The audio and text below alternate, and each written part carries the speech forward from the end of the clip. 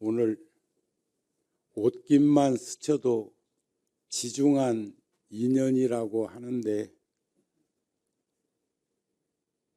우리 불자들과의 인연은 깊고 깊어서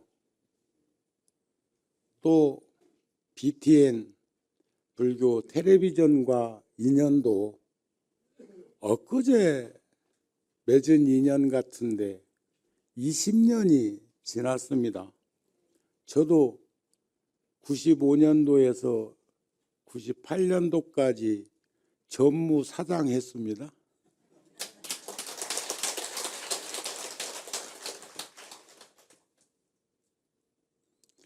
그리고 제가 출가한 지가 50년이 넘었는데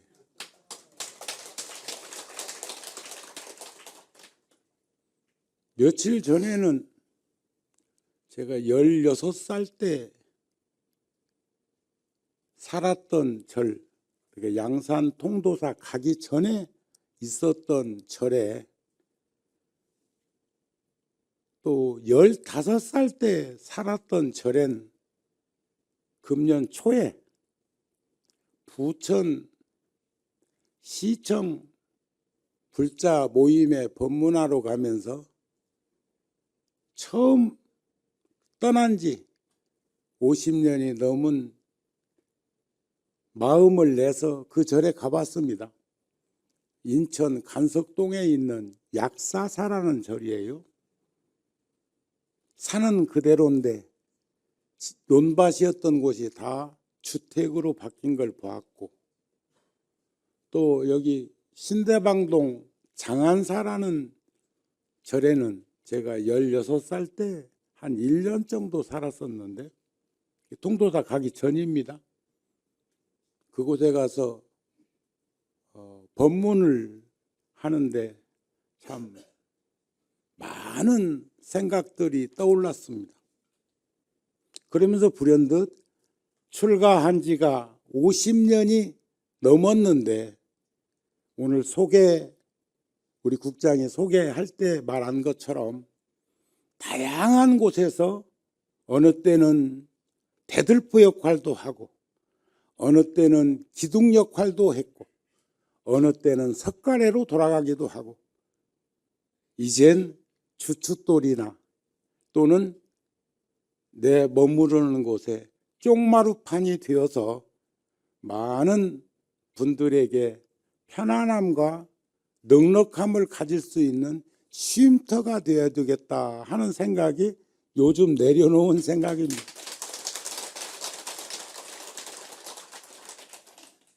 종교는 무엇보다도 진실해야 한다 그럽니다. 진실이라는 말은 정리해보면 정직한 사람이 성실하게 살아가도록 하는 가르침이기도 하고 행동이기도 합니다. 우리는 그런 정직과 성실한 모습에 의지해서 살아가야 되는 삶이 불자의 모습이 아닐까 그렇게 생각합니다. 그런데 제 지로는 내 개인적으로는 대들보였고 기둥이었고 석가래 역할을 했다면 이젠 어느 곳에 가든지 또 대들보가 되고 기둥이 되고 석가래의 역할을 하는 것보다는 마루판이 되어서 많은 이들의 쉼터가 되어야 할 나이가 되고 있지 않는가. 이것은 나한테만 해당되는 게 아니고 우리 여기에 모인 대중 다가 대다수가 어른들이시니까 그런 모습으로 전환해야 하고 그렇게 살아가면서 가족들이나 이웃들에게 편안함을 줄 수 있도록 해야 할 것이 아닐까 싶습니다. 그런 부처님의 가르침은 우리들이 삶 인생에 윤활유가 되고 비타민이 되었으면 합니다. 어떤 종교이든지 그 종교를 받아들이면 그 종교는 우리네 생활의 일부가 되어야 합니다. 우리가 늘 법당에서 기도하는 관세음 보살님이나 지장보살님, 지금 우람분제일을 기해서 49일 동안 지장기도를 하는 사찰들이 많고 많습니다. 그러면 관세음 보살님이나 지장보살님을 정근하면서 염송하는 것은 관세음 보살님의 대비심과 지장보살님의 대원행의 서원을 우리도 함께 하고자 하는 모습이 아니겠는가. 대원행을 서원하고자 하는 지장보살님이 했던 일들은 어떤 일입니까? 글자풀이 해보면 지장보살님은 다 주고 또 주다가 더 줄 것이 없는 상태에서 몸을 땅에다가 감추고까지 주어야 했던 그 지옥 중생들, 그런 이들의 모습과 자세를 간추려서 생각해보는 우리들이 되어야 하겠다. 불교에서는 평상심이 도라고 그랬죠. 그 마음을 가지기 위한 수련을 끊임없이 하고 있는 것이 우리 생활불교인들은 기도요, 정진이요, 수행이라고 하는 것이 아니겠느냐, 이런 말씀입니다. 오늘 저는 조금 오다 보니까 좀 일찍 왔어요. 왔더니 또 회장 스님이 따뜻하게 맞이해 주셔가지고, 늘 스님을 생각하면 우리들이 상상 못하는 안목을 가지고 계신 스님이라는 부분입니다. 제 10대, 20대 또 스님은 저희들을 살피셨어요. 제가 20대 한 중반에 77년도 겨울에 오대산에서 탄어 큰 스님 모시고 화엄학을 공부할 때, 그때 스님께서는 파괴사에서 저에게 함께 하지 못하는 아쉬움을 저에게 격려하고 자랑스러워하고 고마워하는 마음으로 편지를 보내주신 그 글을 지금도 저는 소중한 저의 목록에 스님의 그 편지를 가지고 있습니다. 16절지 한 장인 원고지 한 장, 200자 원고지 한 장에 써서 보내주신 글이었지만, 우리들이 본받아야 되고 우리들이 부끄러워해야 하고 우리들이 다시 궤도 수정해야 될 그런 어른의 덕목이라고 생각합니다.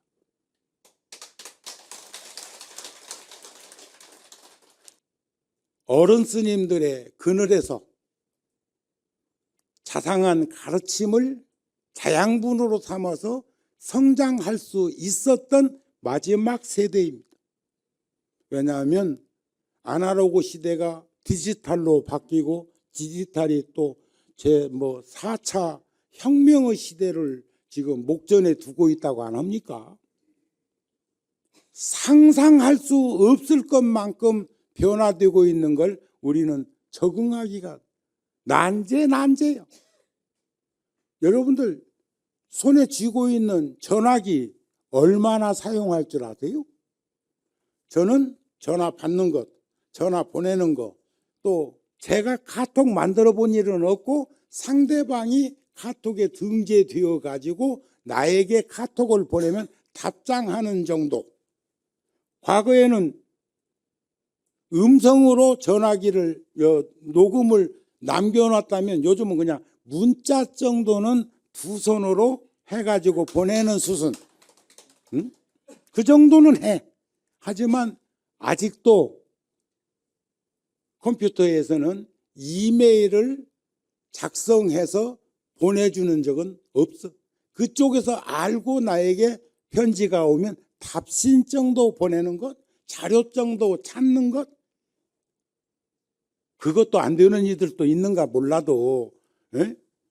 그러니까 지금 제가 70년대 중반에 공병우 타자기를 3개월 동안 학원에 다니면서 그래도 앞서갈 기라고 등록해놓고 다 다니지도 못했지만 그런 적도 있습니다. 공병우 타자 아시죠? 요즘 타자기 치는 사람 있어? 그런데 그게 불과 40년 전 이야기. 40년 전. 우리는 인생 무상하다고 합니다. 인생살이가.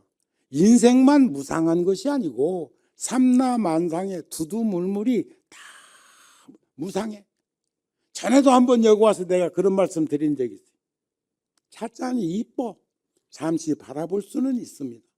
그러나 한없이 이 찻잔을 들고 있다 보면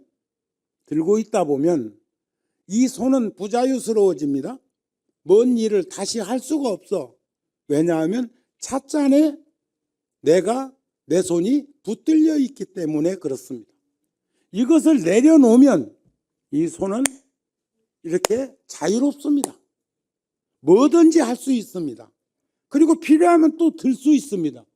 근데 중생들의 삶을 보면 다양하게 대소 차이는 있겠지만 대다수가 애정이라는 이름으로, 진심이라는 이름으로, 가깝다는 이름으로 다양한 어떤 언어를 구사하든지 간에 우리는 붙들고 있고 붙들려 있는 형국의 삶을 살고 있는 것이 아닐까. 그래서 세상에서 가장 큰 괴로움은 인생이 무상한데 무상한 줄 모른다는 거예요. 생명체는 그러니까 반야심경에서 말하는 것처럼 제법공상이 불생불멸 불구부중 부중불감한 자리에 있다면 문제가 될 것이 없는데 우리는 유형적으로 드러나는 형상과 중생들의 생각들이 변화되는 과정 속에서 아무리 일체주심조라고는 말은 하고 있지만 변화되어지고 있는 것을 가름하지 못하면 거기서 파생되는 일들이 얼마나 많은지 모른다는 거죠. 인생이 무상해. 변하지 않는 것은 없어. 이 세상에서 변하지 않는 것이 없다는 이 말 빼놓고는 다 변해. 변하시죠. 시시각각으로. 그래서 우리는 이 가르침을 구하고 얻어야 합니다.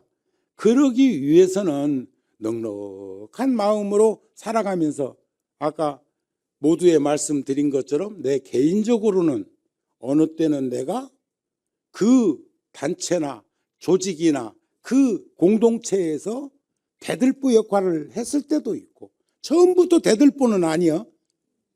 대다수의 보편적인 삶은 성장 과정 속에서 태어나서 늙고 병들고 살아가는 그 여과정 속에서 우리는 끊임없이 성장해 가는 거라고 생각을 합니다. 정우 스님도 처음부터 머무르는 곳에서 대들보를 하고 기둥을 하고 했던 건 아니라는 거죠. 어느 때는 기왓장도 되었다가 또 어느 때는 석가래로 변했다가 어느 때는 중방, 하방 이런 것도 되었다가 다양한 방향 속에서 구성원으로서 살아가는 과정 속에서 지금까지는 활동 영역 속에서 그랬다면 지금부터는 세속에도 65이 넘으면 정년 퇴직하고 그러잖아요. 다행히 참 종교인들 가운데에서도 유일하게 정년 퇴직이 없는 종교인은 스님밖에 없어. 우리 회장 스님도 이번에 전계사 재추대 되셨거든요. 우리 회장 스님한테 고생하시라고 박수 한번 보내.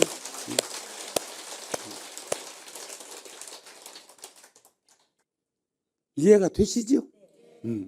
자, 그렇지만은 세속인들도 때가 되면 그렇게 돌아서야 되고 내려놓아야 되고 그리고 쪽마루판이라도 되어 주어야 되는데 하물며 출가한 사문이 스님이 언제까지 붙들고 있는 것만이 능사는 아니라는 생각을 제가 표현적으로 그렇게 얘기한 거고, 그 다음에 그런 공동체의 구성원으로서는 우리들은 이 사회에 우리 불자들에게, 이웃들에게 윤활유적인 역할, 비타민적인 역할을 하는 것이 온전히 내가 할 일이 아닐까 싶은 마음이 들어진다는 거예요. 근데 그게 나만 그렇게 하자는 것이 아니고 우리 모두는 똑같이 가정이라는 곳, 이웃이라는 곳, 단지라고 하는 곳, 여러 형태로도 봐도 그렇단 말이에요. 여기 저 무상사도 지금 이 법회가 이 자리에서 지금 끝나는 것이 아니고 이게 이제 방송을 통해서도 나가고 훗날 아주 먼 훗날 정우 스님이 사바세계를 떠난 후에도 어쩌면 정우 스님 듣고 싶은 법문, 오늘 아침에는 광덕 스님 나오시대 그러시죠. 참 그 어른께서는 제가 10대 때 저보고 그러셨어요. 정우 내가 정우를 가만히 보니까 말이요, 금생에 한 번만 안 태어났다고 생각하면 한가락 하겠다 이러셨어. 내가 한가락 했잖아.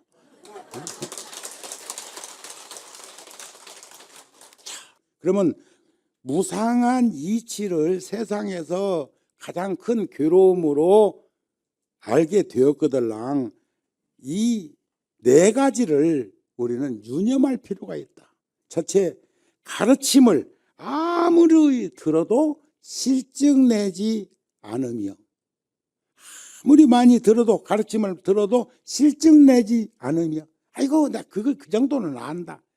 3살 먹은 애도 알 수는 있지만 80 먹은 노인도 그것을 유지하기는 어렵더라 한 게 재앙막작하고 중선봉행하라 자정기하면 시제불견이라 그랬잖아요. 헤헤이, 그 3살 먹은 애도 알겠다니까. 알기는 알 수 있지만 그런 말 아닙니까? 두 번째는 바르게 관찰하고 생각함, 사유합니다. 바르게 관찰하고. 그래서 우리는 정견, 정간, 정관이, 정견은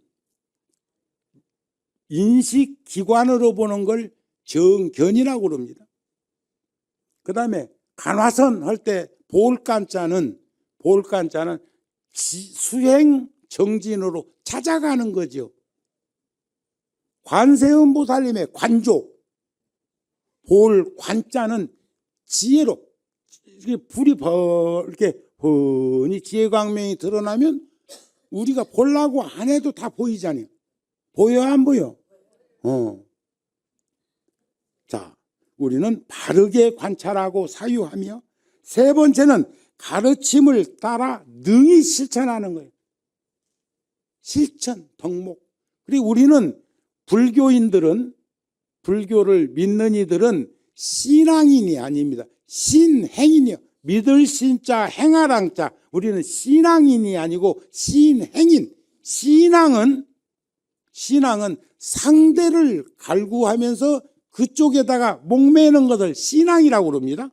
우리는 신행은 신지행득이라고 하는 것을 내가 스스로가 실천하는 것을 의미한다. 네 번째는 보리, 깨달음에 회항하며, 보리심은 선근장향이라고 그랬습니다. 보리심을 잊어버리지 않아야, 깨달음을 잊어버리지 않아야.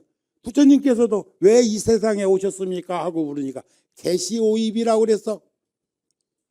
깨달음을 열어서, 보여서 그 깨달음의 세계에 들어올 수 있도록 하기 위해서 이 세상에 오셨다. 그런 말, 열어 보이시고 깨달음으로 들어가게 하기 위해서 우리들에게 오셨다는 거예요. 그럼 우리들도 그러한 삶을 살아갈 수 있도록 해야 되지 않겠는가? 부처님 제자 중에요, 주리반특가라고 하는 스님이 있었어요. 부처님 당시에. 부처님 제자 중에 바보라고 놀림을 받던 왕따가 있어. 주리반득가.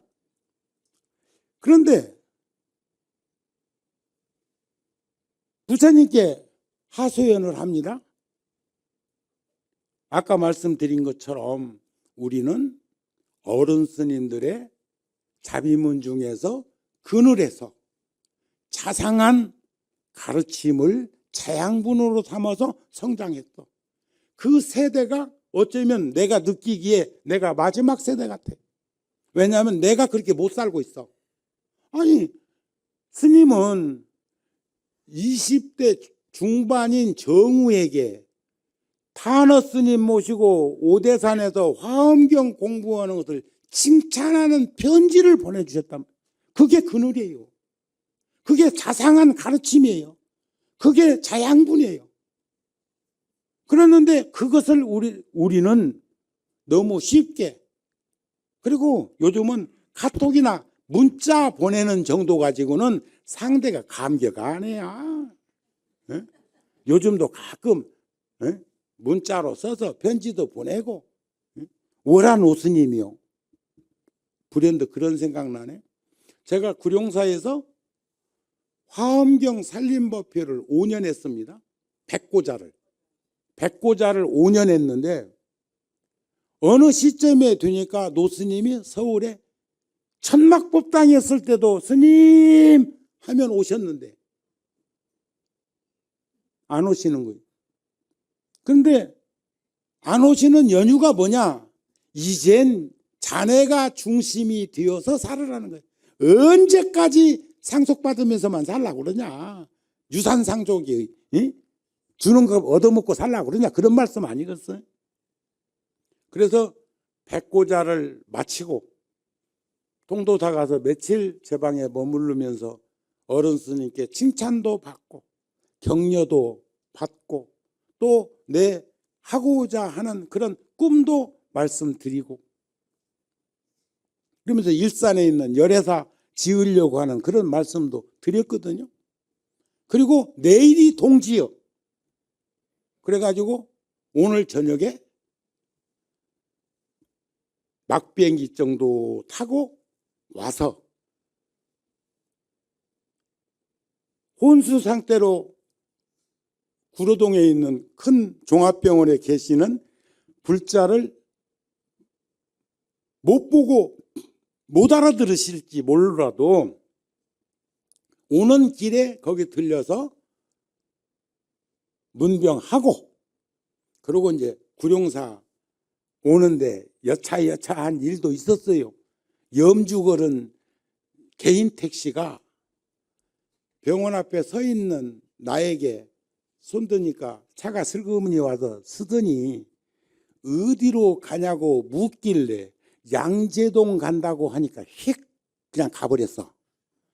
그 사람이 염주를 안 걸고 있었으면 내가 화나지 않았을 건데 염주 걸은 죄로 화가 났어. 그 다음날 새벽에 예불 끝난 시간쯤 되니까 전화 한 통이 걸려왔어.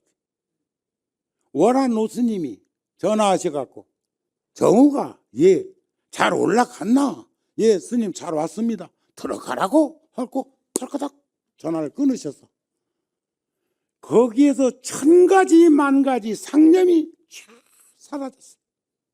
어저께 그 염주 걸린 개인 택시는 마누라가 걸어줬는지 어머니가 걸어줬는지 아니면 기독교인들이 차만 타면 전도한다고 그랬으니까 방편으로 염주를 하나 걸어놨는지 알 수가 없고, 오리동 쪽으로 가는 차가 같은 방향이면 스님이 서 있으니까 태워주려고 했는데 피곤하고 힘들고, 그래서 지금 운전하다가는 사고 나게 생겨가지고 지금 집에 들어가다가 같은 방향이면 태워주고 가려고 했는데 나는 양재동이니까 반대 아니요.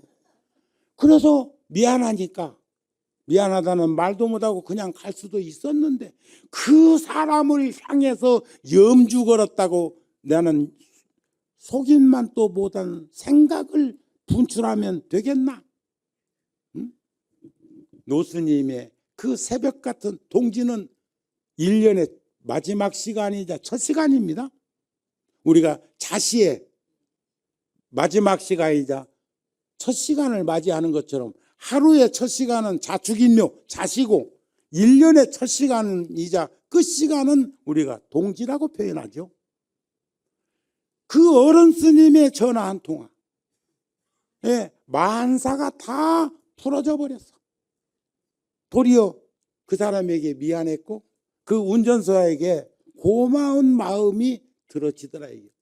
이런 일들을 우리는 모두가 다 실행에 옮길 수 있도록 하는 것이 그게 불자가 해야 할 모습 아니겠습니까? 하는 말씀을 하고 싶은 거예요. 부처님이시여, 저는 너무 어리석어서 아무리 노력을 해도 잘 안 됩니다. 네? 어떤 이는 하나를 가르치면 열을 안다는데 저는 안 돼요. 그래서 다른 사람들이 저를 바보라고 놀려댑니다.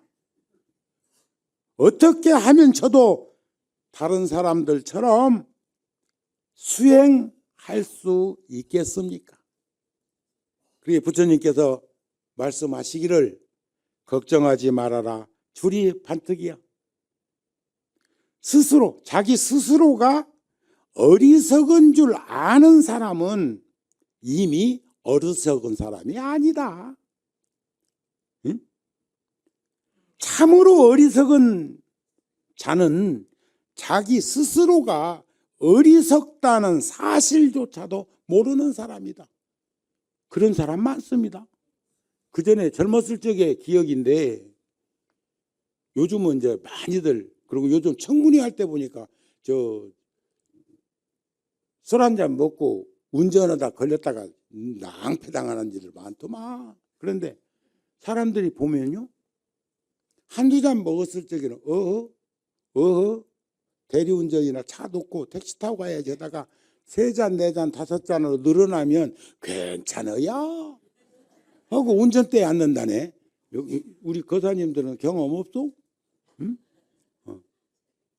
그러니까 진정으로 주리반득가 같은 경우는 스스로가 어리석다는 생각을 가졌으니까 부처님께서는 어리석은 줄을 아는 이는 이미 어리석은 사람이 아니라는 거예요. 지잘난 맛에 살듯이 그런 사람들은 우리 주변에 많이 있습니까? 그래서 우리는 두려워해야 할 이유가 없음에도 불구하고 늘상 불안, 초조, 강박관념, 제가 전에도 한번 그런 말씀 드린 적이 있는데 인생을 살아가는 우리들에게는 젊음과 건강과 목숨은 소중한 거지만 언제까지 젊음과 건강과 목숨이 유지될 것인가 하면 그 불확실해. 인생은 호흡 하나다. 우리가 탯줄을 탁 자르기 전까지는 태로서 음식도 섭취하고 숨도 쉬고 배설도 그리다 해. 오토매틱이 좋아. 어떻게 그렇게 만들어졌을까? 그 탯줄로 모든 것을 다 10달 동안 처리하다가 탯줄을 탁 자르고 하면서 숨을 내쉬고 들어마시면 숨을 마지막 호흡 하나에서 인생은 종결 짓는 거죠. 숨만 잘 쓰면 1000년 만년 산다. 그래서 어떤 이는 이렇게 전화 같은 것 하다 보면은 뭐해? 숨 쉬고 있지? 아따 오래 살란갑다. 숨만 쉬면 들숨 날숨 숨만 쉬면. 그런데 우리는 두려워 말라, 겁내지 말라, 무서워 말라. 잘만 살면 우리는 본전치기만 해도 인간 세상에 다시 올 건데 딴 동네에서는 그렇게 말 안 해요.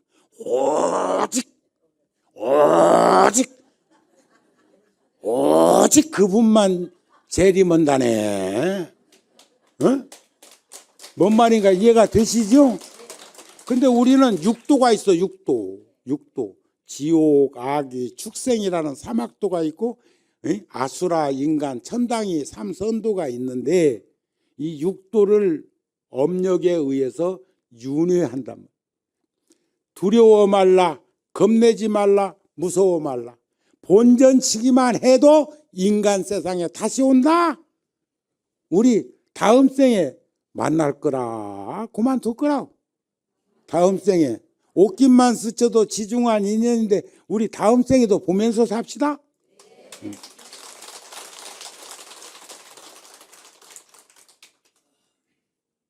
두려워해야 할 이유가 없음에도 불구하고 늘 두려워하는 사람은 어리석습니다. 아니면 욕심이 많든지. 그러니까 우리가 화 잘 내는 사람도 어떤 사람인가 하고 진단해 보니까 대단히 욕심이 많거나 대단히 어리석은 만큼 화를 잘 내. 화도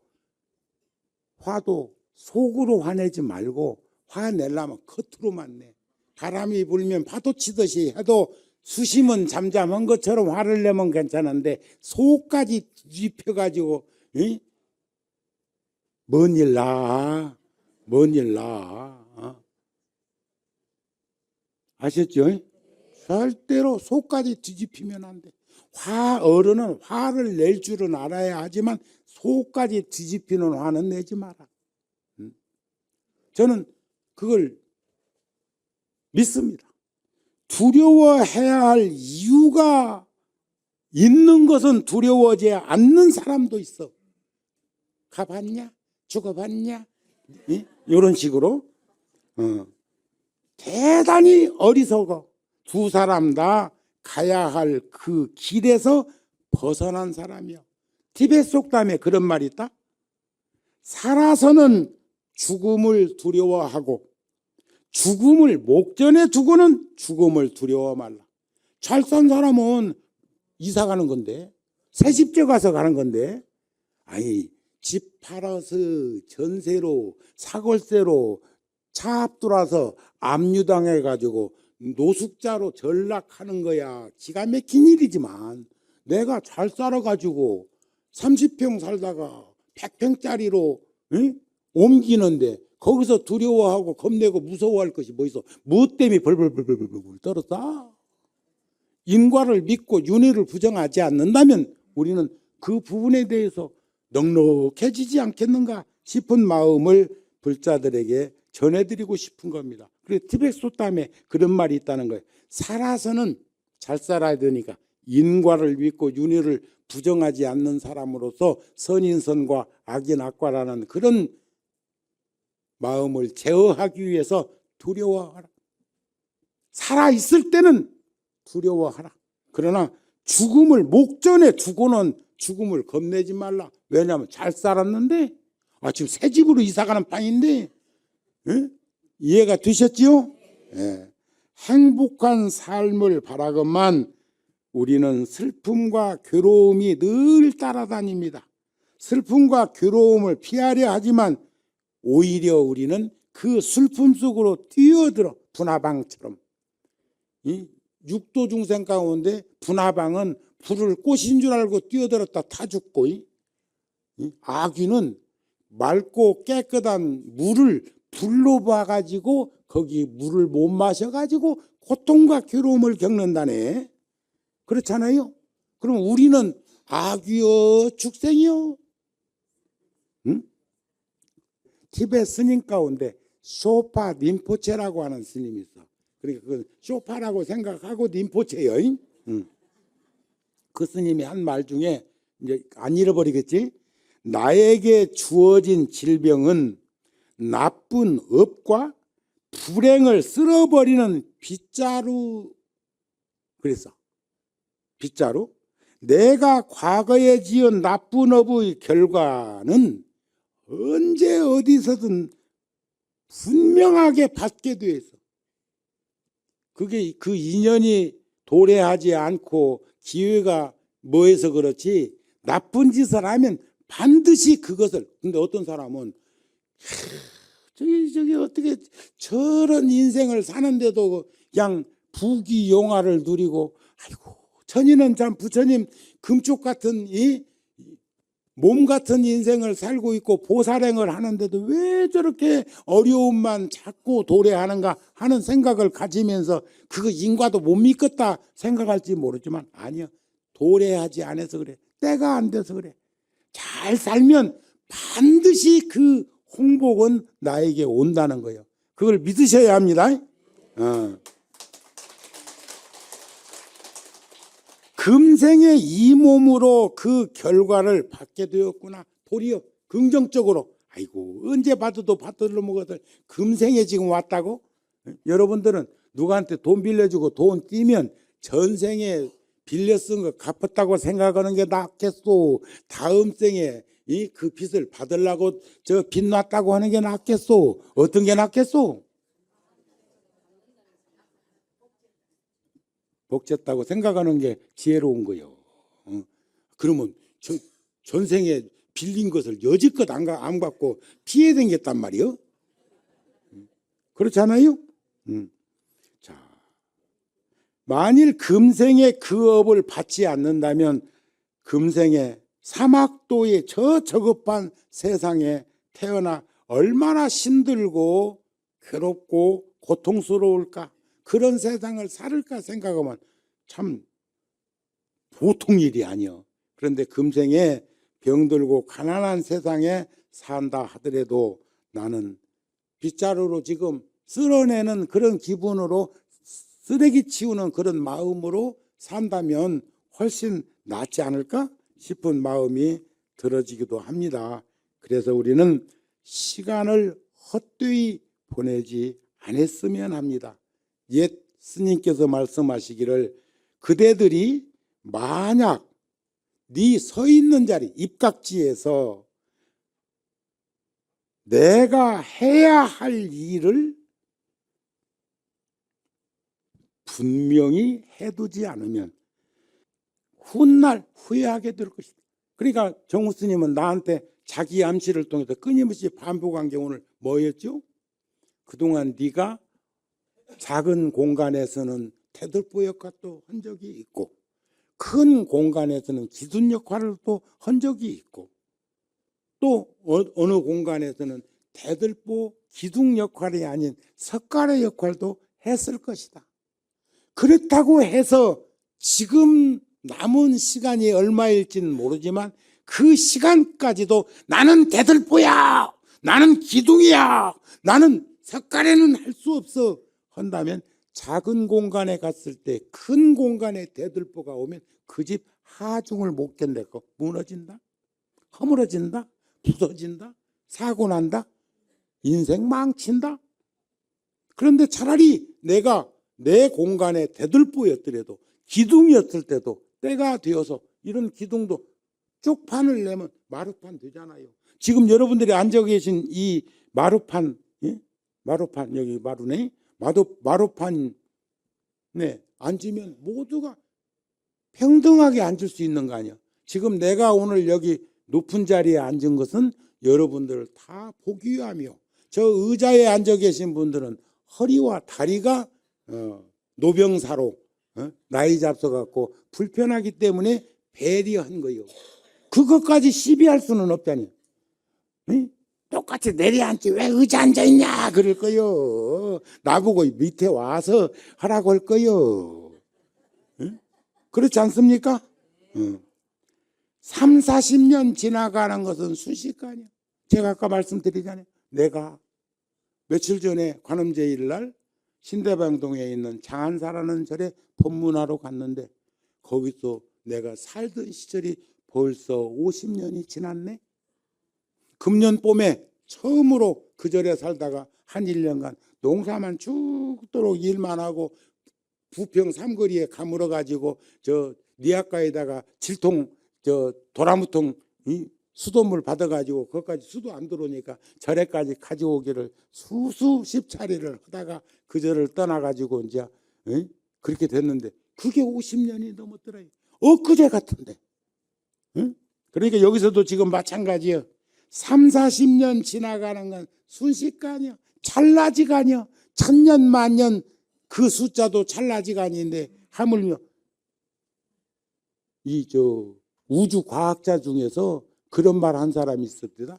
1억 년 전에 만들어진 별을 아기별이라고 하더라고. 아기별. 나이가 지금 1억 년이나 된 별을 신생별, 아기별 그래. 그러니까 아니지. 1억 년이나 됐는데 우리 역사가 5천 년이라며. 그러니까 질량의 법칙이라고 하는 것은 그렇게 구성표가 이루어진 것이 아닌 것을 또 목격하게 되더라. 그런 말씀이 아닐까 싶습니다. 많은 사람들은 여전히 젊음을 다 바쳐서 무익한 일들을 하고 있어요. 젊음과 건강과 목숨이 한없이 수천 수만 년 갈 것처럼 그렇게 하고 있단 말이에요. 그래서 늙고 병들고 어쨌거나 신세지이면 저는 제일 문제가 명이 다해서 몸 바꿔봤자 전 다음 생에도 스님 할 거니까 그건 걱정 안 해. 그런 믿음이 있어. 그렇지만 중간에 관리 잘못해서 뇌출혈이라도 생기면 후학들한테 어쩝니까? 신세지는 것 어떻게 감당하렵니까? 건강하세요. 걸읍시다. 누워있는 것보다는 휠체어라도 타고 바깥 구경합시다. 휠체어 탄 것보다는 당당하게 지팡이라도 짚으십시오. 그리고 지팡이 안 짚고 걸을 수 있다면 감사하십시오. 뛰려고 하지 말고 걷기라도 하십시다.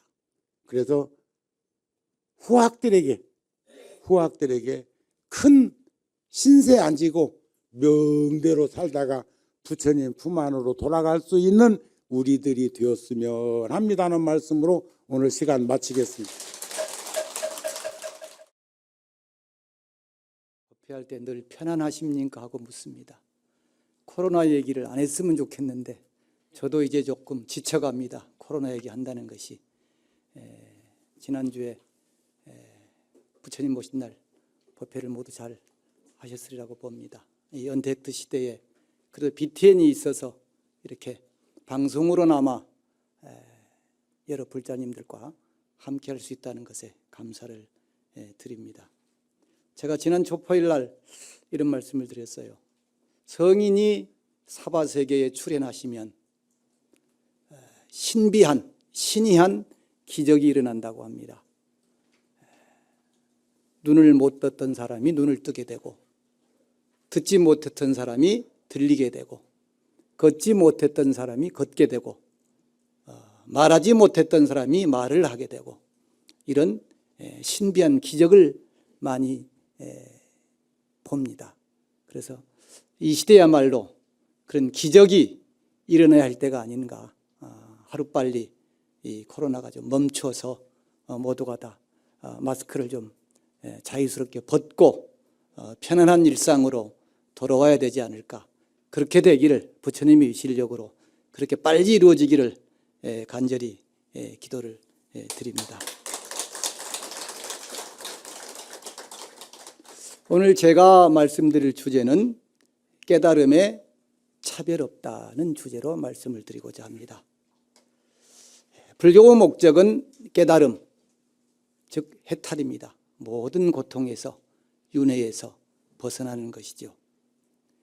이 깨달음에는 출가나 재가 또는 남녀노소의 구분이 있을 수 없습니다. 그런데 가만히 역대로 살펴보면 깨달음을 얻었다는 기록은 거의 대부분 출가하신 비구 스님, 그렇죠? 비구 스님, 또 일부의 거사님, 이렇게 치중되어 있습니다. 그러니 어디에도 비구니 스님이 대단한 깨달음을 얻어서 법을 전했다든가, 어느 보살님이 깨달음을 얻어서 했다든가, 이런 기록 없죠, 별로. 물론 일부 있습니다. 없단 말입니다. 역사적으로 인도나 중국 또는 우리나라에서 특히 여성의 존재감은 매우 낮았습니다. 여성은 마치 출산, 육아 또는 살림하는 그런 사람, 그렇기 때문에 여성이 사회활동을 많이 했다든가 또는 불교에서도 출가해서 수행을 해서 깨달음을 얻었다든가 아니면 보살이 여성이 깨달음을 얻었다든가 뭐 이런 그 기록들은 사실 별로 없습니다. 설사 일부 있다고 해도 조금 거의 드러나지 않은 미미한 정도입니다. 그런데 부처님 법에서는 여성이 하열한 존재, 낮은 존재가 아니지요. 좀 억울하지요, 보살님들. 그래서 오늘은 여성, 특히 보살님들이 좋아하실 그런 말씀을 좀 희망을 드리고자 지금 제가 부처님 오신 날 모시고 나서 이렇게 오늘 말씀을 드리는 겁니다. 인도를 거쳐서 중국으로 이제 불교가 들어오지요. 그러면서 선이 발전을 하게 됩니다. 그러면서 이제 출가한 스님이나 거사님뿐만 아니라 때로는 보살님들, 여성들 이런 분들도 수행해서 아마 많은 더러 깨달음을 얻은 분이 있지 않았을까 저는 그렇게 생각을 해보는 거지요. 화엄경에 일체 중생이 신류불성이라고 하는 말씀은 다 아시는 내용입니다. 모든 사람에게는 누구나 차별 없이 부처님의 성품이 들어있다 이런 말씀이죠. 그러니 깨달음이 어찌 출가한 남자 스님인 비구나 또는 남성 특정한 사람들의 어떤 전유물이겠습니까? 아마도 당시의 시대 상황에서 이렇게 출가하고 또 수행하고 여러 가지 환경들이 비구나 거사 중심으로 전개되었기 때문에 상대적으로 비구니 스님이나 또는 여성, 보살에 관한 이야기는 기록에 그다지 나오지 않지 않았을까. 시대적인 상황이 그렇게 저는 보고 싶습니다. 3대 거사라는 말이 있습니다. 불교에. 들어보셨습니까? 3대 거사. 누구누구지요? 인도의 유마거사, 중국의 방거사, 한국의 부설거사를 3대 거사라고 합니다. 그런데 여러분들 3대 보살이라는 말은 있나요? 요즘에 여성 평등 시대라는데 좀 이상하지요. 왜 3대 거사라는 말은 있는데 3대 보살이라는 말은 없을까? 좀 있어요? 3대 보살이라는 말은 별로 들어본 적이 없는 것 같은데요. 근데 이분들에게는 모두 공통점이 있습니다. 그 가족이 모두가 다 수행을 했고 깨달음을 얻었다는 것입니다. 그 가족이 모두가 다. 제 생각으로는 아마 여기서 한번 3대 보살 하면 누가 있을까? 이렇게 한번 생각을 해본다면 제가 분명 그 가족이 다 깨달음을 얻었다고 했으니까 아마 그 유마거사 보살님도 거기에 들지 않을까? 이렇게 하는데 저는 인도에서는 그분보다는 오히려 승만 부인이 인도에서는 3대 보살로 치면 되지 않을까? 동의하십니까? 네. 중국에서는 그럼 누가 있을까요? 이거 보고 하시는 건 아니죠? 이거 보고 하면 안 되죠. 방파는 방거사의 보살님입니다. 그래서 방파. 또 한국에는 누가 있을까요? 여기 보고 하시지 말고 생각을 해보시라고. 그러니까 이제 부설거사의 부인이 묘화 부인입니다. 그 제 생각이 제 사견입니다. 그래서 승만 부인, 방거사의 보살님 부인 방파, 부설거사의 보살이셨던 묘화 부인 정도가 3대 보살 하면 되지 않을까. 개인적인 사견으로 생각합니다만은 여러분들은 여러분들 나름대로 생각할 수도 있어요. 그래서 어떻게 보면은 그 방거사나 유마거사나 또는 부설거사가 다 가족이 모두가 다 깨달음을 얻은 분들입니다. 예를 들어서 방거사 같은 분만 하더라도 어떻습니까? 그 부인, 딸, 아들 다 대도인이고 생사를 자유자재한 분들입니다. 딸이 먼저 갔지요. 그 다음에 방거사가 갑니다. 그 다음에 누가 가요? 아들이 가죠. 그 소식을 아들에게 전하죠. 그러니까 밭에서 괭이로 밭일 하다가 선체로 갑니다.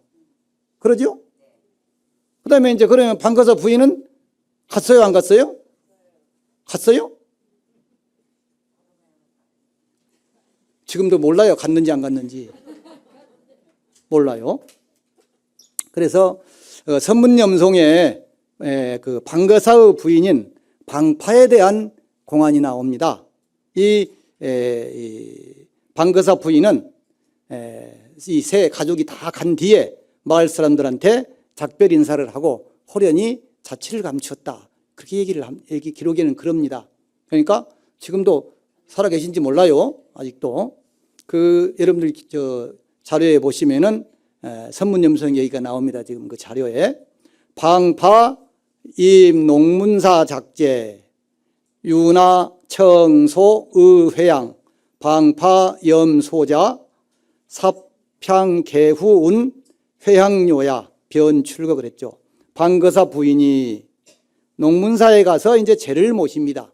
다 하고 나서 남편도 갔지, 딸도 갔지, 아들도 갔지 했으니까 제를 가서 제나 모셔드려야 되겠다 하고 생각을 했겠죠.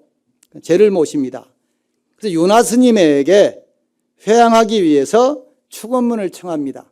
여러분들도 뭐 하려면은 아버지가 누구고 아들이 누구고 뭐 가신 분이 누구고 해야 될 거 아니에요. 그럼 바로 그 밑에 있는 거예요. 청소의회향, 회향하기 위해서 그 소를 청했다 이런 얘기입니다. 그러니 방파는 그 방거사 부인이 그 머리빗, 여러분들이 머리를 빗는 빗을 이렇게 딱 들고 뒷머리에 딱 꽂은 다음에 유나 스님한테 뭐라 그랬느냐? 스님, 죄를 모두 회향했습니다.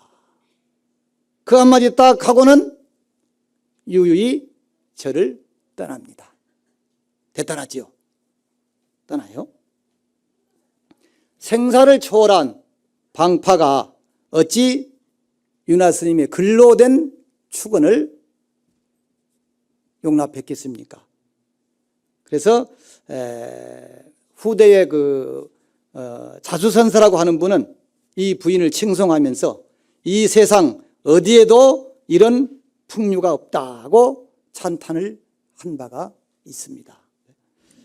그래서 불교에서 이처럼 깨달음을 얻은 분들은 출간 비구 스님 또는 일부 거사님 위주로 있었지 비구니 스님이나 여성 보살님이 깨달음을 얻었다는 기록은 그렇게 흔치가 않더라. 일부 있지만 흔치가 않더라. 왜 그러느냐? 그래서 오늘은 제가 여성도 비구니 스님도 보살님들도 많이 깨달음을 얻어서 앞으로는 많은 깨달음을 얻은 사람들이 나와야 되겠다. 또 나올 수 있다. 이런 희망적인 얘기를 가지고 오늘 얘기를 하고 있는 겁니다. 불교에서 깨달음을 얻은 여성, 특히 한 걸음 나아가서 나이든 보살님이 깨달음을 얻었다는 이야기는 아주 흔치 않습니다. 들어보셨나요? 노보살이 깨달음을 얻었다, 깨쳤다. 못 들어봤을 거예요. 못 들어봤을 거예요.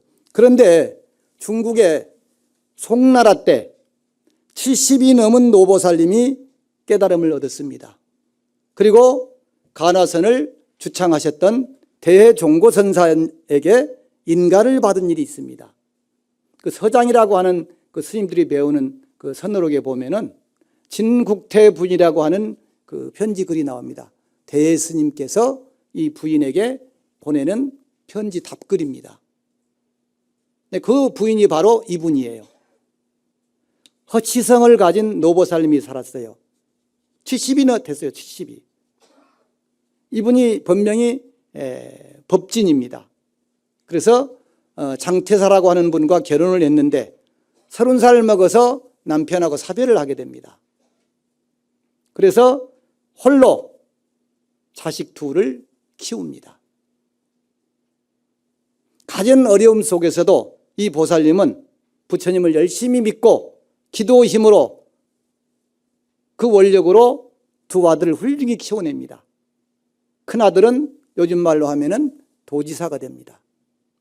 작은 아들은 영의정, 요즘 말로 하면 국무총리가 됩니다. 그래서 대심 그 서장에 보면 장승상이라고 하는 그 분에게 편지를 보낸 글이 있는데, 이 장승상이라고 하는 분이 이 보살님의 둘째 아들입니다. 둘째 아들. 그 나이 70이 돼서 조용히 여생을 보내면서 이 당시에 대스님이 아주 그 소문이 자자합니다. 큰 스님이고 공부를 잘 가르치시고 훌륭한 분이라고. 그래서 그분을 한번 뵙기를 마음속으로 간절히 바랬지만 나이도 들고 소말리 떨어져 있고, 그래서 이 대스님이 이때 경산사에 머물러 계십니다. 대선사께서. 그러던 어느 날 대선사의 제자인 도겸매라고 하는 그 스님이 이 아들로 인해서, 이 장승상도 불교를 믿어서 깨달음을 얻은 사람입니다. 이 보살님의 아들도. 그래서 그게 인연이 돼서 자기 집을 찾아오게 돼요.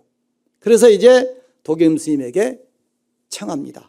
스님, 저는 대큰 스님의 법문을 듣는 것이 제 평생의 소원인데 몸도 늙고 멀리 갈 수도 없어서 스님께 대신 법을 청합니다. 대선사께서는 우리 같은 늙은이들을 만나면 어떤 법문을 해 주십니까? 그러니까 이제 그 대스님 제자가 그래요. 저희 큰 스님께서는 누구든지 마음이 있는 자는 부처가 될 수 있다는 법문을 들려주십니다. 그리고 누구든지 수행을 하면 부처가 될 수 있습니다. 그래서 이때 당시에 그 화두선이 정립이 될 때니까 이 조주무자를 들어서 공부를 하십시오. 왼쪽도 오른쪽도 돌아보지 마시고 일념으로 정진하셔야 합니다. 그날부터 노보살이 용맹정진에 들어갑니다. 오로지 한 생각, 화두, 조주무, 왜 물어야 했는가? 공부해요. 이렇게 반문하면서 7일 밤낮을 정진하다가 한순간 깜빡 잠이 듭니다. 잠이 들었다고 할까요? 비몽사몽간이라고 할까요? 하여튼 그런 그 경계가 와요. 그때 오색 찬란한 봉황새 한 마리가 자기 집 정원에 딱 내려앉습니다. 그 속으로 생각하기를, 야, 저 새 위에 내가 올라앉으면 참 편안하겠다. 이게 생각이에요. 딱 생각을 했는데 생각과 다 같이 새 등 위에 딱 올라 다 앉아 있는 거예요, 자기가. 그래서 그 봉황이 허공을 쫙 날아오릅니다. 잠깐 사이에 저 구만리 장천까지 싹 올라가요. 아래를 내려다 보니까 집들이 요만 개미 새끼만 해요. 그 큰 집이. 큰 강이 이렇게 선 하나 그어놓은 것처럼 보여요. 아주 작아요. 그 속으로 생각하기를, 저 조그마한 점과 같은 저 집들 속에서 내가 나 잘났다, 너 잘났다, 나 못났다, 너 못났다 이러면서 싸우고 욕심부리고 내가 치고받고 살고 있었으니 참 기가 막힌 노릇이구나. 거기서 무상을 깨달은 것입니다. 새 등에서. 그래서 그 새가 날아가는 대로 몸을 맡긴 채 여기저기 구경하다가 집으로 딱 내려왔는데, 그 새가 정원에 딱 내려앉는 순간 꿈에서 딱 깨어남과 동시에 무자 화두를 타파합니다. 깨닫습니다. 깨달아요. 그래서 이 보살님이 기쁨에 못 이겨서 덩실덩실 춤을 추면서 깨달음의 오도송을 읊게 되는 겁니다. 재미있습니까? 네. 그 부분이 여러분들 교재에 나와 있는 글입니다. 몽과 비란상 벽허 시지신세 일거려 귀래 착인 한단도 산조일성 춘우여 그랬죠. 꿈속에서 난새 봉황을 타고 푸른 하늘에 올랐다가 비로소 이 몸도 이 세상도, 거기서 거리라고 하는 것은 운막 또는 여인숙, 여관방입니다. 우리가 이 세상에 왔다가 한번 살다 가는 것이 운막에서 잠깐 살다 가는 것이고, 여인숙에서 잠 한번 잠깐 자고 가는 것에 불과하다는 거죠. 그래서 이 몸도 이 세상도 마치 잠깐 머물다 간 거리임을 내가 비로소 알게 됐다. 한바탕 행복한 꿈길에서 깨어나 내가 살 때는 10년, 20년, 30년, 100년인데 꿈에서 깨니까 어때요? 한순간이잖아요. 한순간. 깨어 돌아오니 산새 맑은 소리 봄비 끝에 들리네. 이게 이 보살님의 깨달음의 노래입니다. 그래서 거기에 여러분들 한단도라고 나오죠. 이 한단침이라고 하는 게 있어요. 한단 땅에서 노생이 베고 자던 베개입니다. 그래서 한단지몽이라고요. 한단지몽. 인생 부귀영화의 덧없음을 비유적으로 이르는 말이 한단몽이라고 합니다. 한단몽. 그래서 이 한단 땅에서 여옹이라고 하는 분의 베개를 빌려서 잠깐 잠을 자면서 80년간이나 되는 긴 세월 동안 아주 영화로운 참 재밌게 살던 그런 그 80년을 살았는데 꿈을 깨고 보니까 여옹이 누런 조밥을 짓는 잠깐 사이였더라. 그 사이에 80년을 살다 온 거예요. 잠깐 사이에 80년을 꿈에서 졸다가 80년을 살았는데 꿈에서 깨보니까 누런 조밥 짓는 잠깐 사이였더라 하는 거예요. 그래서 인생의 무상과 덧없음을 이렇게 얘기할 때 이 얘기를 합니다. 한단지몽이라는 얘기를 해요. 그래 뒤에 이 시도 있고 다른 또 글도 있어요. 그래서 이 도겸 스님이 통해서 편지를 씁니다. 대스님한테. 그래서 이 시도 쓰고 다른 시도 쓰고 이렇게 써서 보내요. 도겸 스님이 이제 그 시를 그 편지를 대스님한테 보여드립니다. 그래 대스님이 그 글을 보니까 이 보살이 깨달음을 얻었거든요. 그래서 인가를 한 거예요. 대선사께서. 그래서 인가를 합니다. 그리고 당부하는 답장을 보내게 됩니다. 그 글이 바로 서장에 나오는 진국태 부인이라고 하는 그 글입니다. 여러분들 나중에 한번 살펴보십시오. 이처럼 깨달음에는 출가나 재가, 남자나 여자, 뭐 비구나 비구니, 뭐 보살, 여성 다 상관이 없죠.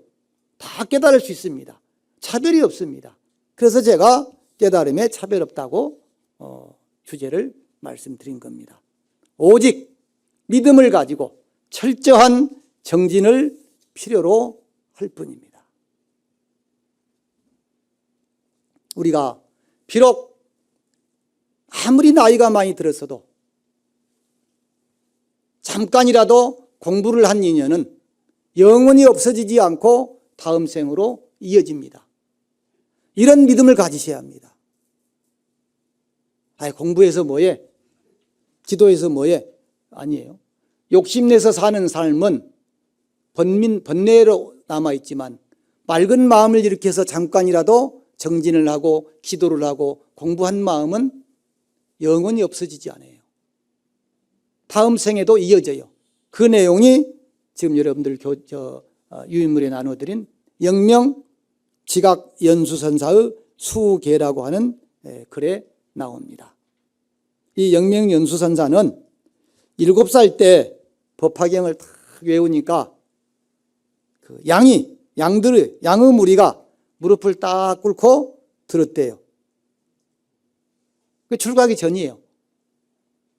그래가지고 18세 때 출가를 하고 해가지고 천태 스님의 법을 이었는데 이 세상에서는 아미타 부처님의 후신이다 이렇게까지 할 정도로 유명한 스님입니다. 영명 연수선사가 그 가르침을 주는 글에 그런 내용이 있어요. 한번 읽어볼까요? 약봉진정도사하면 절수근심 진근이니 가사 참힘이 절하며 학임이 성이나 역제이근하면 영예 도종하야 세세에 불라각지하고 생생히 불실인신하며 제출두레의 일문전노하리라. 그래서 만일 참되고 올바르게 이끌어주는 스승이 있다면, 그런 스승을 만난다면 절수근심 친근할지니 간절히 모름지기 부지런한 마음으로 친하고 가까이 할지니, 모시고 늘 가르침을 듣고 청하고 해야 된다. 가까이 해야 한다. 가령 내가 공부를 해서 참구를 해서 깨우치지 못하더라도 가사 참이 미철하며 학이미성이라도 배워서 비록 그 배움을 이루지는 못한다고 할지라도 역제이근, 이 많은 스님들이 이 법문하셨을 것입니다. 역제이근이라고. 이근은 귀입니다. 귓불이, 귀. 귀로 역제는 지나가는 거죠. 귀로 한번 딱 듣는 인연. 잘 들으면, 귀로 한번 들으면 이걸 역제이근이라고 해요. 여러분들이 BTN 우리 법당에 여러분들 불자님들은 귀는 다 어디 깨달았을 거예요. 귀로는 좋은 말을 많이 들었으니까 그게 역제이근이에요. 근데 걱정하지 마십시오. 기억이 안 나더라도 이것이 나중에 다음 생에 반드시 종자가 되어서 나타날 것입니다. 종자가 되어서. 그 말이 거기 있어요. 귀로 한번 딱 스쳐 지나가고 귀로 딱 들으면은 영이 도종하여 영원히 도의 종자가 되어서 세세불락악취하고 세세생생토록 악취에 떨어지지 아니하고 지옥이나 축생이나 악이나 이런 데 태어나지 않고, 이런 얘기요. 악취에 떨어지지 않는다. 나쁜 기에 떨어지지 않는다. 생생불실인신하며 세세생생토록 불실인신 사람의 몸을 잃지 아니하며, 이 얘기는 무슨 얘기일까요? 다시 사람으로 태어난다. 불실인신. 사람으로 태어나야 공부할 기회가 있는 거예요. 사람으로 태어나지 않으냐면 공부할 기회가 없습니까? 팔심해서 수행해오고 공부해야 되는데 안 되겠죠. 제 출두래에 일문천호하리라 그랬어요. 겨우 갓 태어나면, 출두 머리를 내는 거니까 머리 나오는 게 뭐예요? 태어나는 것입니다. 태어나면 어떻게 되느냐? 전생에 좋은 종자를 심었기 때문에 그것이 종자가 되어서 후생에, 다음 생에 딱 알게 되는 거예요. 일문천호하리라. 하나를 듣게 되면, 들으면 천호, 천 가지를 깨닫게 될 것이다. 그러니 공부를 해야 된다는 얘기예요. 늙었다고, 아프다고 그럴 게 아니고 한 생각 탁 잡고 놓치지 말고 공부를 해야 되고, 연부를 하듯. 연부를 하시는 노보살도 연부를 하시고, 기도하신 분들은 기도를 하시고, 주력하신 분들은 주력을 하시고, 참선하신 분들은 화두를 덜 드시고, 이렇게 해야 된다는 얘기예요. 이것이 종자가 되어서 딱 저장이 됐다가 다음에 사람으로 태어날 때 일문천호하리라. 하나를 들으면 천 개를, 천 가지를 깨닫게 될 것이다. 그 정경록에 보면은요, 일념망심이 제동하면 즉구세간제고라 그랬어요. 참 중요한 얘기입니다. 일념, 한 생각 속에 망심, 망령된 마음이, 망심은 뭡니까? 번뇌고 쓸데없는 욕망이고 부질없는 생각들이 망심이라 그러죠. 그 망심이 제동, 겨우 움직이면 싹 숨어있던 망심이, 마음속에서 숨어있던 망심이 싹 움직이면, 이런 얘기예요. 움직이자마자 즉구세간제곤이라 그랬어요. 그 즉시에 세상의 모든 괴로운 일들이, 불편한 일들이, 불행한 일들이 갖추어진다는 얘기는 일어난다, 생긴다는 얘기입니다. 마음속에 한 생각, 망심이 움직이자마자 세상의 모든 나쁜 일들이, 괴로운 일들이 갖추어진다, 생긴다. 이렇게 생각이 중요합니다. 그러니 지금 좋은 생각을 넣어야 되는 거예요. 설령 깨치지 못하고 이루지 못하더라도 못한다 할지라도 지금 해놔야 된다는 얘기죠. 이제 나이 드신 분들 반드시 더 해야 되는 거예요. 한 사람의 생각이 이렇게 중요합니다. 이 시대를 보십시오. 정치 지도자, 종교 지도자, 사회 지도층 인사들이 한 생각, 잘못된 생각을 일으키면은 괴로움이 어디 생겨요? 강남에 생기고 강북에 생기고 부산에 생기고 다 생긴단 말이에요. 그러죠? 가장에 잘못된 생각이 하나 딱 발동하면 온 집안이 괴롭고 힘들어요. 불편해요. 그렇죠? 너무너무 중요한 얘기입니다. 이 정치 지도자들이 좀 이런 얘기 좀 읽어봤으면 좋겠어요. 1년 망심이 제동하면 즉구세간제곤이라 그랬단 말이에요. 이 생각이 이렇게 중요합니다. 한 생각이. 문지방신이라는 말을 들어보셨나요? 나이 드신 분들은 알 거예요. 옛날 어른들이 문 넘어갈 때 거기다 발 딛지 말라 그러죠. 거기다 걸터 앉지 마라 그러고. 그러면 문지방신이 넘어지게 한다거나 다치게 한다거나 이런다는 거예요. 그게 문지방신이에요. 근데 불교에 무슨 말이 있냐면은 우리 불교에는 문지방신도라는 말이 있어요. 문지방도인이라는 말도 있어요.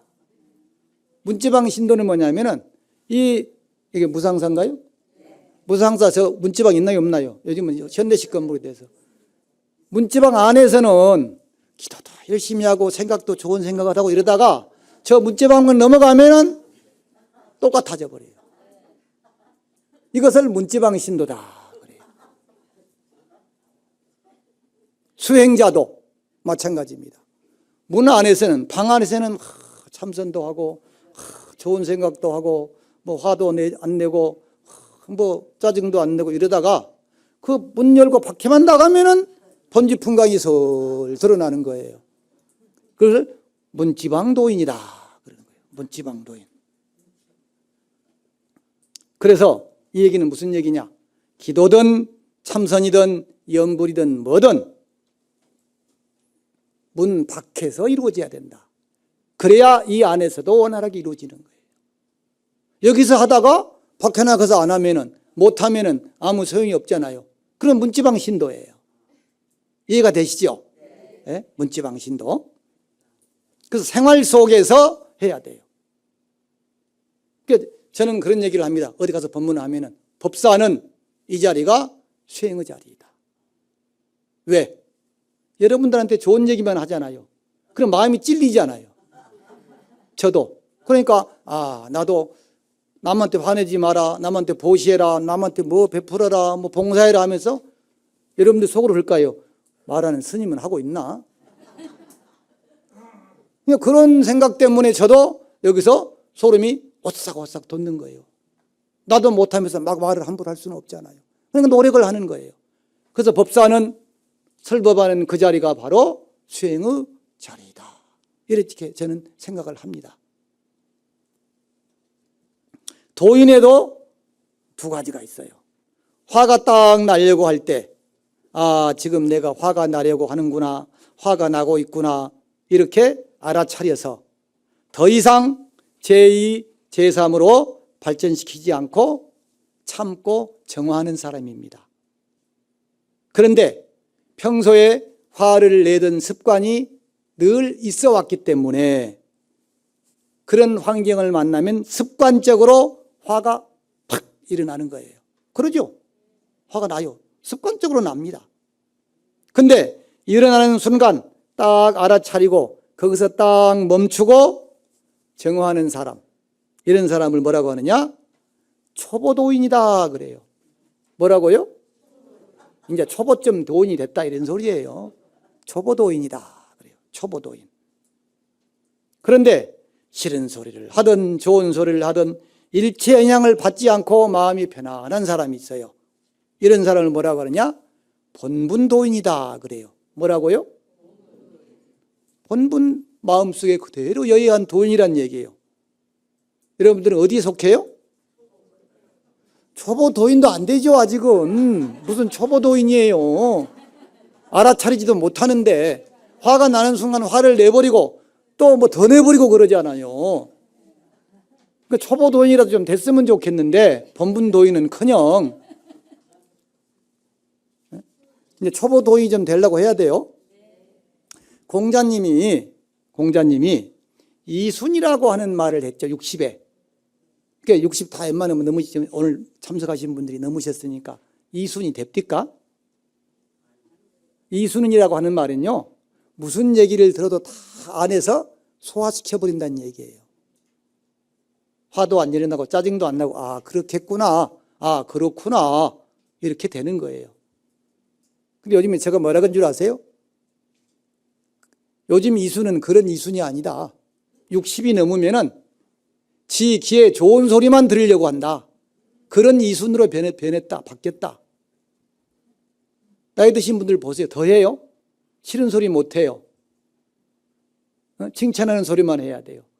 그 좋은 소리만 해야 돼요. 그래, 이순이 완전 다른 이순이죠. 소위 말하면 초보 도인이라도 될 정도 이순이 돼야 되는데 그러기는커녕 뭐예요? 자기 좋은 소리, 칭찬하는 소리, 뭐 하는 소리만, 그리고 나무 충고하는 소리, 안 좋은 소리 들으면 안 쳐다봐요. 그리고 미워해요. 이게. 그래서 우리가 본분 도인은 되지 못하더라도 초보 도인은 좀 되려고 노력을 좀 기울여야 합니다. 요즘에 비행기가 안 떠서 외국을 못 나갑니다만은 저도 중국 순례를 많이 다니다 보면은 관음성지 이런 데 가보면은 관세음보살님을 모신 전각에 관음전 이렇게 돼 있고 그 옆에다 또 뭐라고 써냐면 심성구고라고 편액을 써놨습니다. 보셨습니까? 심성구고. 뭐라고요? 소리를 찾아서 구고 괴로움에서 구해 주신다. 그럼 뭐예요? 관세음보살님하고 부르면은 관세음보살님이 그 소리를 찾아서 오셔서 그 사람의 괴로움에서 어려움에서 구제해 주신다.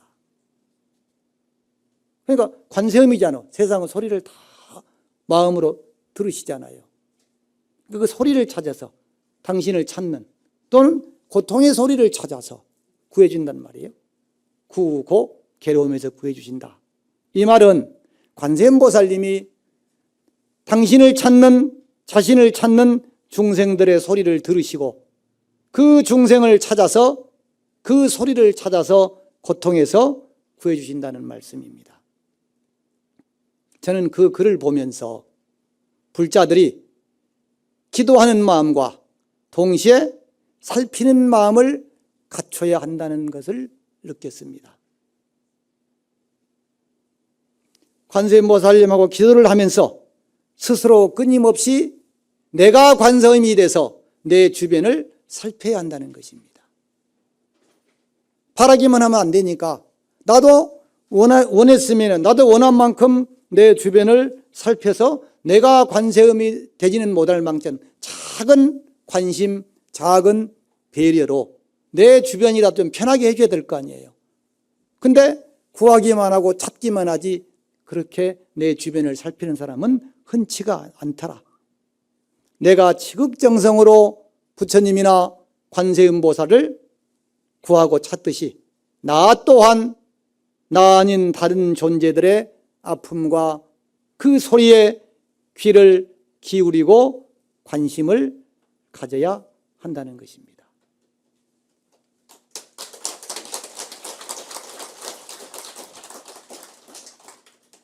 옛날부터 복은 받는 것이 아니라 주는 것이다. 이런 얘기가 있습니다. 복은 받는 것이 아니라 주는 것이다.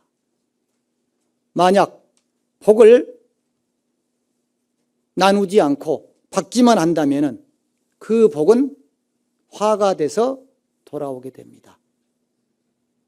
왜? 복의 기운이 닿으면 화의 기운을 당해낼 수 없기 때문입니다. 그러니까 복을 받는 것은 복이 화의 기운을 누르고 있는 거예요. 근데 복을 심지 않고 닦지 않고 받기만 한다면 반대로 화가 복의 기운을 눌러버립니다. 그래서 복 속에 화가 들어있고 화 속에 복이 들어있는 것입니다. 어느 것이 나오게 할지는 그분에게, 각자에게 달려있는 거예요. 그분의 마음씀이나 행동에 달려있는 것입니다. 또 진정한 복은 아무리 나누어도 줄어들지 않습니다.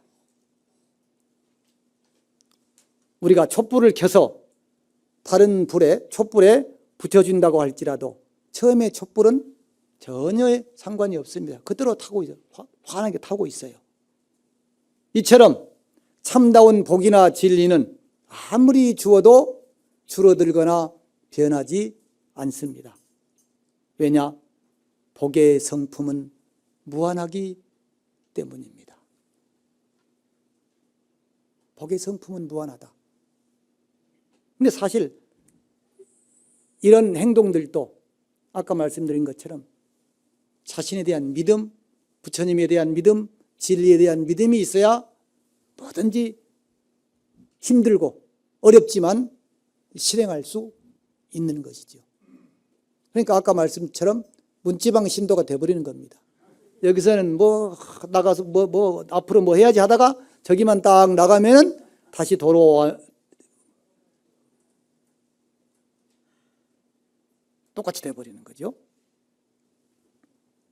복이 많은 사람 옆에 있으면은 항상 복이 생겨요. 좋은 일이 생겨요. 아까 말씀처럼 복의 기운이 화의 기운을 누르기 때문입니다. 그러므로 남을 편안하고 행복하게 해주는 사람이 진정한 복인입니다. 따라서 복인에게는, 복이 많은 사람 보세요. 불평 잘 안 해요. 그러죠? 불만 잘 안 터뜨려요. 왜? 내가 편안한데 불평하고 불편한 일이 없잖아요. 역설적으로 불평하고 불만한 일이 일어나지 않기 때문에 당연히 그런 일이 생기지 않는 것입니다. 제가 어려서 이런 얘기를 들었어요. 어떤 큰 스님한테. 진짜 복인은 귀로도 안 듣는데요, 나쁜 소리를. 귀로도 안 들린대요. 왜? 좋은 일만 있는데 나쁜 사고 났다는 소리, 실패했다는 소리가 들어오겠어요? 그 주변에는 항상 좋은 일만 일어나는데. 근데 요즘에 귀로는 너무 많이 듣죠. 근데 진짜 복인은 귀로도 들리지 않는단다. 제가 어려서 들은 말씀입니다. 큰 스님한테. 가장이 여러분들이 또 내 주변에 내가 진정 복인이라면 어떻게 되겠어요? 내 주변이 편안해져요. 근데 수행의 힘은 그렇게 돼요. 기도하고 수행하면. 아까 깨달음에 차별이 없다 그러는데 우리가 성불할 때까지는 이런 마음가짐으로 살아간다면 성불도 합니다. 그 이전에 내 주변이 다 편안해집니다. 어려운 일 없습니다. 그래서 매주 여러분들이 이 자리에서 큰 스님들을 보면 많이 들으시니까 역제이근했죠. 아까 귀로 잘 들으면 다음 생에 나타날 것이다 그랬는데 다음 생이 죽어서 다음 생이 아니라 내일이 바로 다음 생입니다. 하루 자고 나면은 생이 바뀝니다. 그러죠? 그러니까 죽어서까지 기다릴 것 없이 이제 집에 가셔서 내일부터라도 저 문지방 넘어가서 문지방 신도가 되시지 말고 정말 본분 신도, 본분 도인이 되시기를 바랍니다. 매일매일 건강하시고 또 행복하시고 또 주변이 다 편안하시기를 축원하면서 오늘 마치겠습니다.